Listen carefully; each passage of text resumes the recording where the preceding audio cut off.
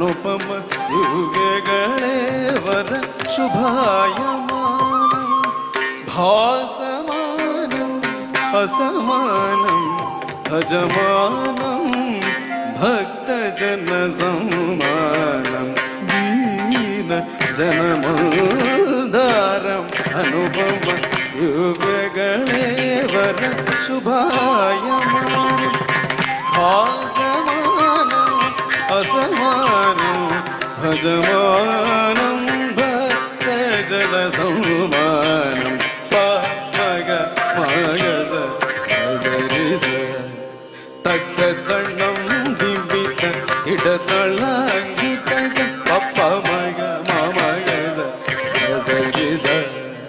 ತಗದಣ್ಣಂ ದಿವ್ಯಿತ ಇಡತಳಂಗಿತ